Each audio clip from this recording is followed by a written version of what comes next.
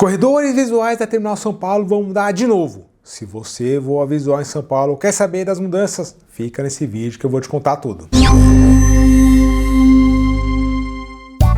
As mudanças na circulação visual na Terminal São Paulo e Terminal Rio de Janeiro entram em vigor a partir do dia 7 de agosto de 2025 e estão publicadas na IC 32/25, que já está disponível no site do AIS Web como fonte oficial de informações. Aliás, fica aqui até o disclaimer logo no comecinho do vídeo, sempre consultem as informações oficiais que vão estar lá no site do AIS Web. Consultem por atualizações, publicações oficiais do TANS, tanto da FIR quanto da Terminal, porque sempre ter informações importantes.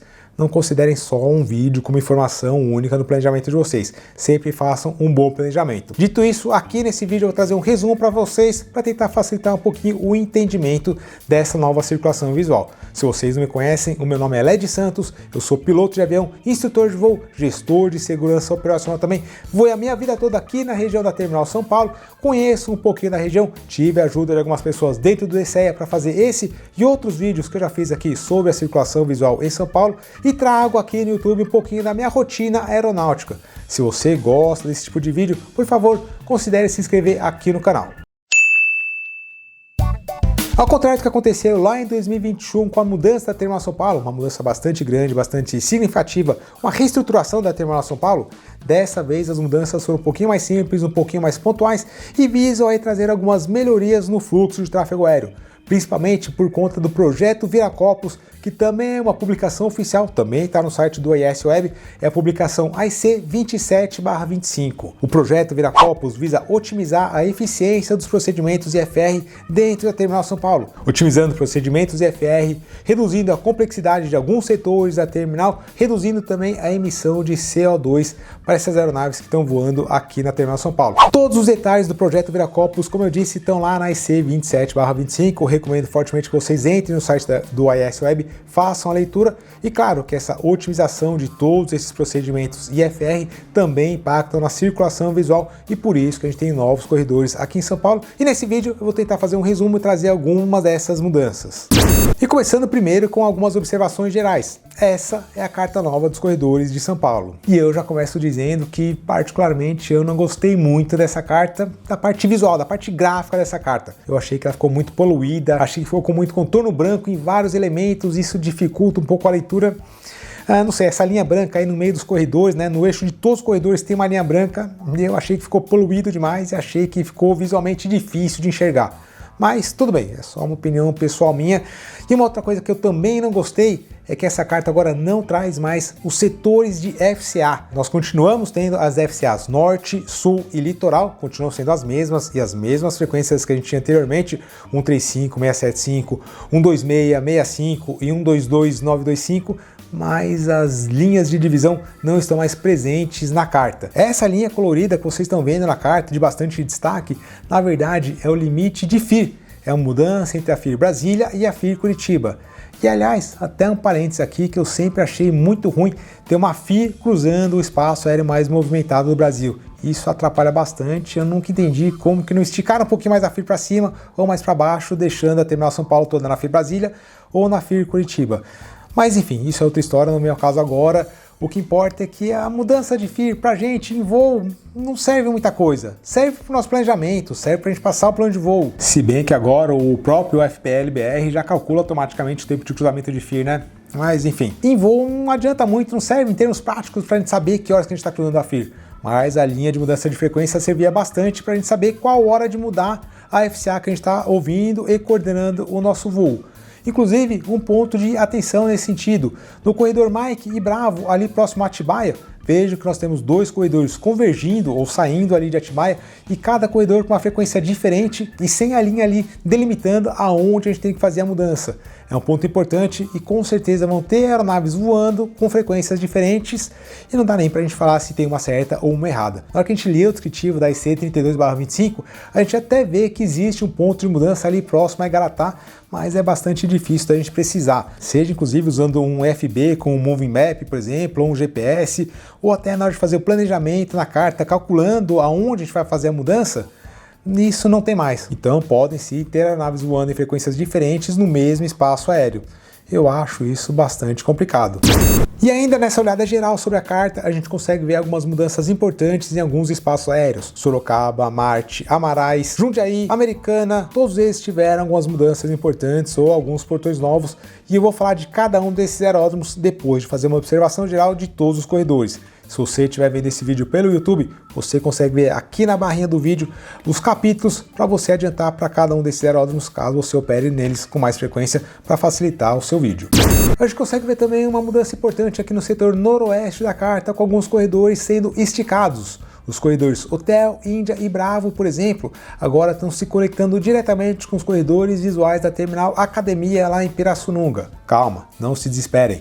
Eu sei que a carta faz menção e traz inclusive escrito na carta aqui sobre os corredores visuais da Terminal Academia, mas até a data de publicação desse vídeo, os corredores visuais da Terminal Academia ainda não foram publicados.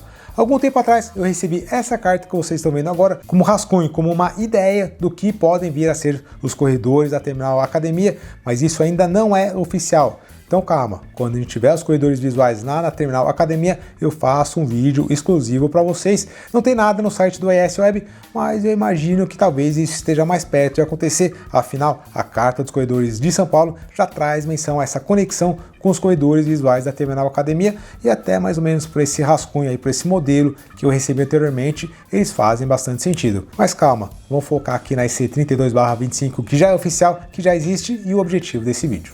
Para acomodar alguns desses procedimentos de IFR otimizados que eu falei para vocês no começo do vídeo, alguns corredores visuais tiveram que ter as suas altitudes máximas rebaixadas. Por exemplo, o corredor Charlie entre as posições Rondon e Cerquilho. Antigamente, quem livrava a terminal, quem se afastava da terminal, podia subir até 7.500 pés. Agora, só se pode subir até 6.500 pés. O corredor Alfa entre Capivari e Través de Americana também teve as altitudes máximas diminuídas. Antigamente era de 4.500 pés até 5.000 pés e agora é de 4.000 até 4.500 pés. Essa diferença de 500 pés nas altitudes máximas de alguns corredores aqui em São Paulo serve para aumentar a separação. Então a gente mantém uma separação vertical de 500 pés entre aeronaves voando em sentido contrário no mesmo corredor, além daquela separação lateral das aeronaves sempre voando à direita do corredor, que aliás é uma coisa que eu sei que tem algumas pessoas que não observam, que não mantêm, que não obedecem, que é de sempre voar à direita do corredor.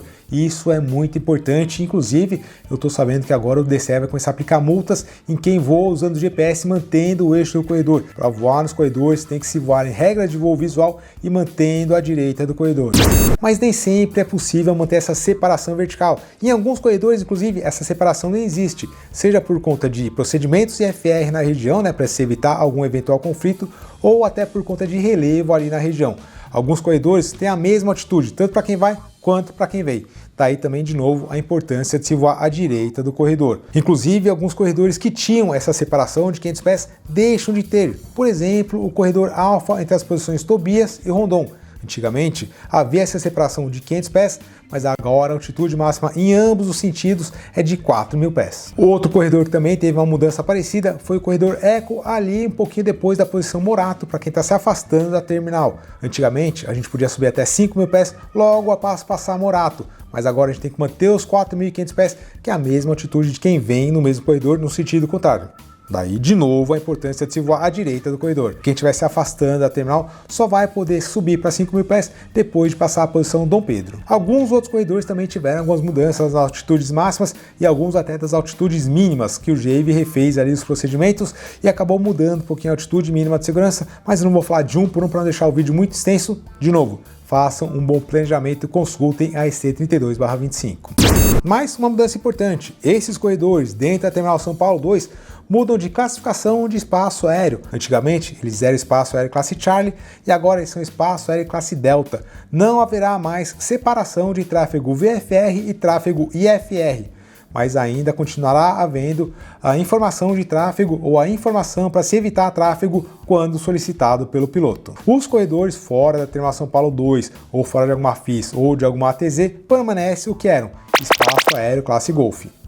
E agora eu vou falar sobre alguns aeroportos em específico que tiveram algumas mudanças significativas nessa nova circulação, começando pelo Campo de Marte. O Campo de Marte ali que já tem as suas particularidades, né? Um aeroporto com uma TZ pequena ali, espremida entre Guarulhos, entre Congonhas. O Campo de Marte hoje que por enquanto só está operando visual e com uma diversidade muito grande de tráfego aéreo. A gente tem bastante helicóptero, a gente tem aeronaves pequenas, de pequeno porte e baixa performance, grandes jatos também voando ali com alta performance, enfim, é uma complexidade bastante grande. Nada disso, claro, é problema, é muito fácil de manter isso aí coordenado e organizado, desde que todo mundo siga as regras. Por exemplo, uma regra que não é nova é sobre a velocidade máxima nos portões. A velocidade máxima se mantém como de 160 nós nos portões de chegada ou saída de Marte. Outra coisa que não mudou também é aquele conceito de portões reversíveis de acordo com a pista em uso. E as posições são as mesmas. No setor Eco, a gente tem Dutra e Parque do Carmo, e no setor Whisky, a gente continua tendo Abril e Penteado. Mas ó, agora tem uma mudança importante aqui no setor Whisky. A famosa posição Través Eco do Jaraguá deixa de existir. Essa posição, na verdade, ela foi separada, foi dividida. Agora a gente tem Escola PM e a gente tem a posição Pedreira. Na verdade, as aeronaves elas já bloqueavam essas posições, mantendo o Través Eco do Jaraguá à direita ou à esquerda, de acordo com o procedimento em uso, mas isso acabava gerando muita confusão. Inclusive, tinha piloto que ia dar a volta lá por trás do Pico do Jaraguá, achando que tinha que manter o Pico do Jaraguá à direita ou à esquerda, dependendo do procedimento em uso, e não a posição Través Eco do Jaraguá. Para evitar essa confusão, as posições foram separadas e agora a gente tem Escola PM e Pedreira. E só para dar um exemplo para vocês, digamos que Marte esteja operando na pista 1-2 e a gente tem uma aeronave se aproximando pelo setor Whisky. Agora ela vai passar Perus, vai seguir com o Pro de Pedreira, então Penteado, então ingressar numa longa final da pista 1-2. E digamos que nesse mesmo dia a gente tem uma aeronave decolando da pista 1-2 fazendo a saída 1-2 Delta. Vai fazer o que sempre fez na saída 1-2 Delta. Após passar a posição Abril, vai manter a Pro da Escola PM e então seguir com o Pro de Perus. Ah, claro que dependendo do destino da aeronave, ela pode continuar fazendo a saída 1-2 Novembro, saindo por Anguera, como já era antigamente. O descritivo de cada saída, como por exemplo 1-2 Delta ou 1-2 Novembro e todas as outras também, além de altitudes, portões, enfim, todos esses descritivos estão lá na carta visual do Campo de Marte. Aliás, além da carta de corredores, várias outras cartas visuais e várias outras cartas IFR foram substituídas, alteradas ou incluídas, e tudo isso já está no pacote de atualizações lá no IS Web. Sempre confira se você está voando com a publicação mais atualizada. Para quem usa o Nexatlas, por exemplo, é muito fácil, é só manter o aplicativo atualizado. Mas um detalhe importante aqui no Campo de Marte é no portão, né? No trecho entre Dutra e Parque do Carmo. Esse trecho teve altitude mínima elevada, de 3.700 pés para 4.100 pés. 3.700 era baixinho demais, né? A altitude mínima ali agora passa a ser 4.100 pés. E agora vamos falar um pouquinho de Jundiaí. Jundiaí teve bastante modificação, Jundiaí está bastante próximo ali de Viracopos, projeto Viracopos que eu falei para vocês no começo do vídeo. Além do que, Jundiaí está tentando aumentar ali a sua participação, o seu fluxo de tráfegos IFR e ao mesmo tempo que esses tráfegos não interfiram tanto ou dependam tanto dos tráfegos IFR ali de Campinas. E eu confesso para vocês que as mudanças em Jundiaí acabaram gerando uma certa confusão, não só em mim, mas em alguns outros pilotos também, porque a EC trazia uma coisa, a carta visual traz outra coisa e a VAC de Jundiaí traz outra coisa. Mas vamos lá, eu vou tentar resumir um pouquinho aqui para vocês. Nessa ideia de trazer novos procedimentos IFR para Jundiaí, o principal procedimento que vai ser utilizado é o novo procedimento, o RNP Alpha para a pista 1-8. Esse procedimento provavelmente vai ser o mais utilizado por interferir menos com os tráfegos IFR de outros aeródromos. Esse procedimento leva a aeronave IFR até o fixo Juliette Delta 044, então em uma trajetória visual definida, mais conhecida como TVD, trajetória visual definida. Ou seja, a partir do Juliette Delta 044, o piloto passa a assumir uma trajetória visual já definida até o pouso na pista 1-8. Acontece que na hora que a gente plota o ponto Juliette Delta 044, a gente vê que ele fica bem próximo da posição Lagoa, que era um ponto de ingresso para pouso visual na pista 1-8 e também tinham atitudes bem parecidas. Ou seja, teria um conflito entre aeronaves IFR e VFR quando a pista em uso fosse a 1-8.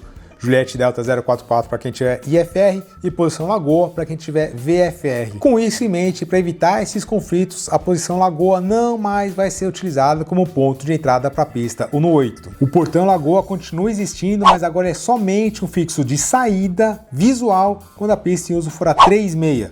Afinal, a pista 36 não tem procedimento IFR de chegada, e quando a pista 36 estiver em uso, ela não vai conflitar com nenhuma chegada da pista no 8, afinal a pista vai ser a 36, vocês entenderam, né? Vou recapitulando.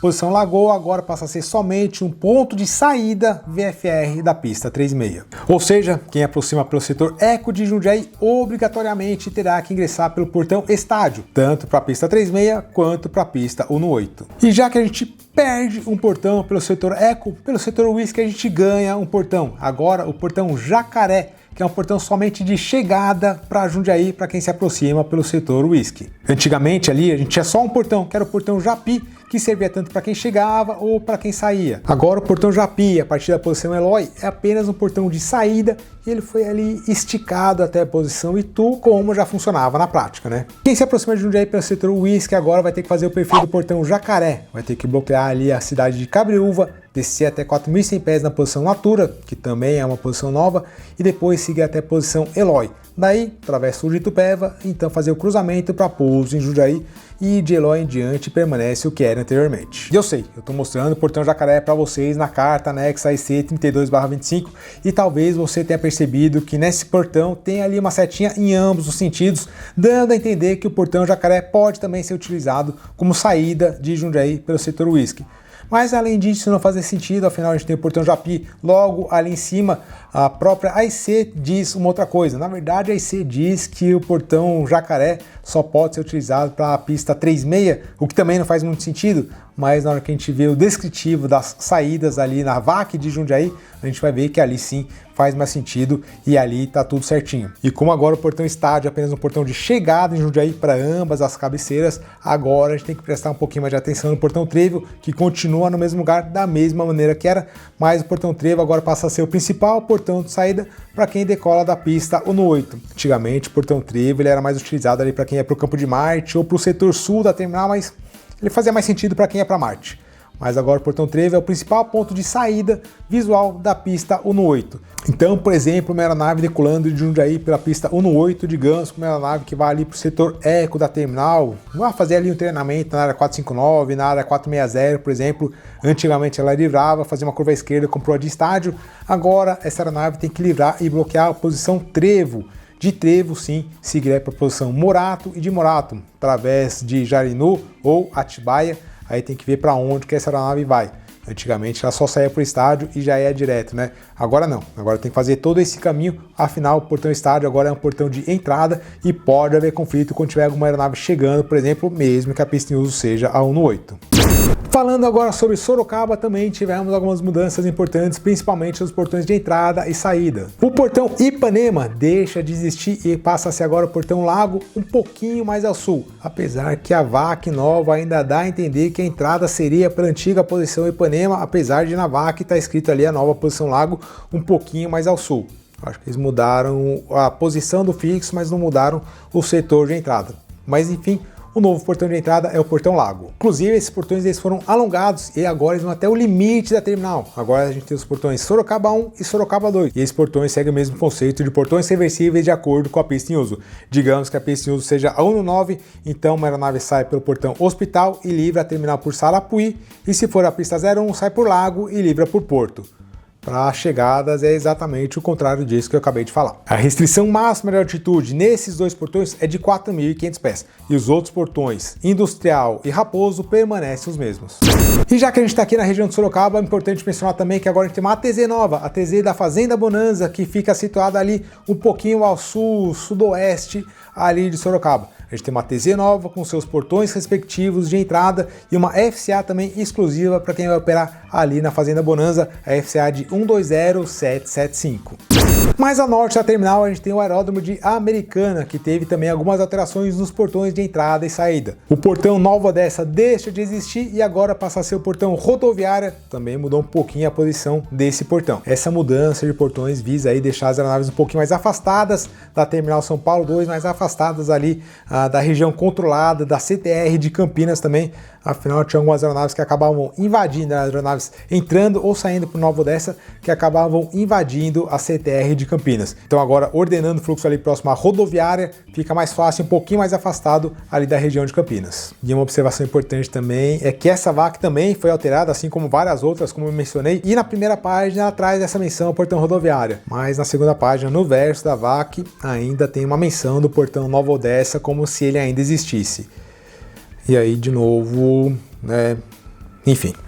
Bem pertinho de Americana, a gente tem o aeroporto de Amarais, em Campinas, que também tiveram algumas mudanças. A principal delas é que agora a carta nova traz o desenho novo da FIS Amarais, que na verdade já tinha sido implementado e já estava em vigor há algum tempo. A gente tem também a menção ao portão Armazém, que fica bem pertinho da posição Jaguariúna, para livrar a FIS de Campinas. A VAC de Amarais não foi alterada nesse ciclo, não teve nenhuma atualização nesse ciclo e ainda faz menção ao portão Jaguariúna ou ao fixo Jaguariúna para a saída de Amarais. Já a carta de corredores faz menção à posição Armazém, que fica bem pertinho do fixo Jaguariúna. Eu entendo que o fixo Jaguariúna não pode ser utilizado para entrada ou saída da FIS Amarais, afinal ele está fora da FIS, ele não está no limite da FIS. Já a posição Armazém está ali no limite e pode ser utilizado para entrada ou saída, mas são dois fixos diferentes, bem próximos um do outro, e pode também gerar confusão e quem está voando ali na região que talvez ou não conheça ou não saiba que esses fixos são bem próximos ou até aeronaves voando bem próximas aí em frequências diferentes. Mas eu acho que isso talvez seja bem fácil de resolver com uma atualização da VAC colocando o mesmo fixo ou pelo menos colocando uma observação ali no verso da carta. Importante falar também que a IC 32/25 também trouxe algumas mudanças para o pessoal que voa helicóptero e também algumas mudanças bem pequenininhas para a galera que voa no Rio de Janeiro, afinal essa é uma circulação integrada entre as terminais São Paulo e Rio de Janeiro. Eu confesso que eu não achei muitas modificações, não vi muitos pontos para trazer aqui no vídeo para vocês e na parte de helicópteros não é uma parte que eu entendo muito, não é uma parte de expertise minha, portanto eu vou ficar devendo essas informações para vocês, mas de novo eu reforço, leiam os documentos oficiais que com certeza vocês vão conseguir entender. E lembrando que helicópteros também podem utilizar as réas de aeronaves também, as rotas especiais de aeronaves também. Então os helicópteros também vão ter que seguir algumas dessas restrições e algumas dessas mudanças que eu trouxe aqui no vídeo. Ufa, galera, bastante coisa, né? Eu tentei fazer um resumão aqui dos principais pontos, mas é bastante coisa, por isso que novamente, como eu já disse algumas vezes, façam o estudo, baixem a carta oficial, baixem o documento, vai ser 32/25 e façam o estudo adequado.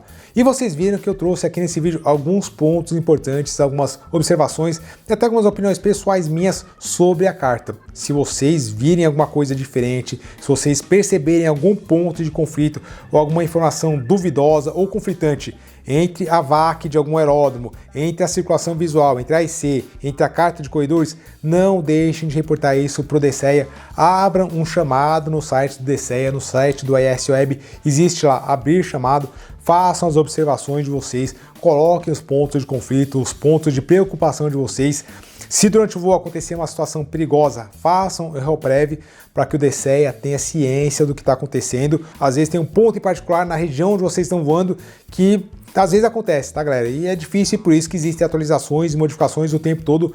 Abram o chamado, isso é muito importante, principalmente nesses conflitos ou pontos dúbios aí entre VAC, carta de corredores, AIC, para que tudo fique o mais uniforme possível e facilite o entendimento de todo mundo. E claro, se puderem, deixe aqui embaixo nos comentários, que eu também tento levantar, tento entender, tento trazer isso, também abro um chamado lá para reforçar um pouquinho mais e tento trazer em vídeo para vocês uma solução ou alguma alternativa também. Combinado? Se vocês gostaram desse vídeo, gostaram dessas mudanças e se esse vídeo de alguma maneira ajudou vocês, deixe o joinha, se inscrevam no canal, ativem o sininho, dúvidas e novas observações, deixe aqui embaixo também e eu trago para vocês um vídeo futuro aqui no canal.